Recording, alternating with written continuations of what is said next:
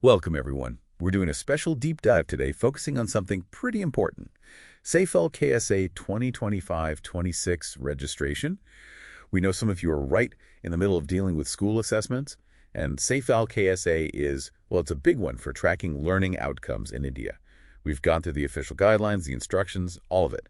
Our job today, to basically cut through any potential confusion to just give you the core stuff you need. Fast. Exactly. And for anyone in school administration or teaching, getting these details right is absolutely crucial. Plus, understanding the why behind some of these instructions, that really helps make sense of it all. Okay, so let's unpack this. When we looked at the sources, the first thing that really jumps out is a date, a deadline. Apparently, the original last date for SAFAL KSA 2025-26 registration has been changed, extended.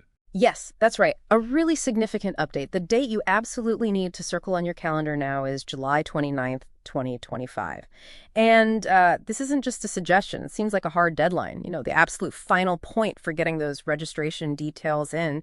It really highlights the urgency. You need to act before that portal closes or you might run into issues. Okay, July 29th, got it. That urgency makes sense, especially if missing it has real consequences, like you said, maybe exclusions or funding impacts. Now, here's something I found interesting. Who actually does the registering? You'd think maybe any school admin, but the guidelines seem very specific.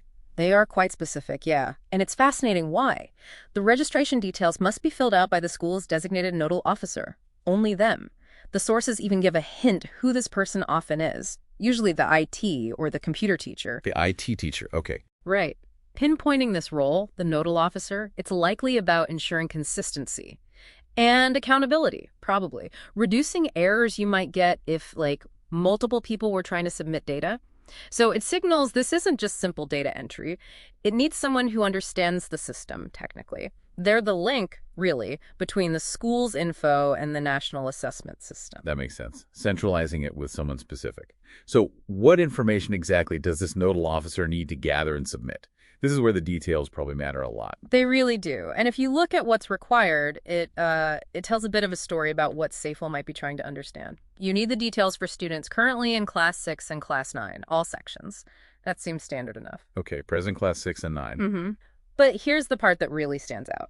You also need the details of the teachers who taught these same students in the previous academic year. Wait, the teachers from last year? Yeah. So when these kids were in Class 5 and Class 8? Exactly. When they are in Class 5 and Class 8, it's this, looking back, this inclusion of previous teachers. That's quite interesting. It suggests SAFAL isn't just taking a snapshot, They seem to be aiming for a more longitudinal perspective, trying to link student progress over time to the specific educators they had. Wow. Yeah, it could give insights into how effective teaching or curriculum is over time, maybe even inform teacher development.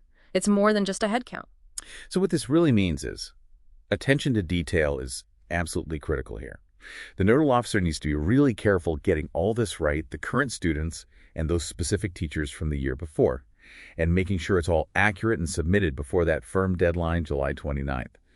Any mistake could cause real problems, I imagine. Precisely. Incorrect registration, students missed. It could create significant issues down the line. It's about accurate representation in a system that looks like it's trying to track development pretty comprehensively. Okay, so we've covered the main points from the SAFAL KSA 2025-26 registration instructions. You now know the key deadline, the extended one, July 29th. You know who is responsible at the school level, that specific nodal officer, and you know exactly what data is needed.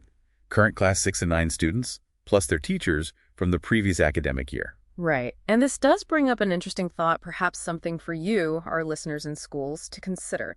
As you gather this information, especially linking students to their past teachers, think about why SAFAL might want this. What connections are they trying to make? What insights could tracking students alongside their educators year over year actually provide? Yeah, that's definitely something to mull over as you apply these guidelines in your own school setting. What can you learn from that connection?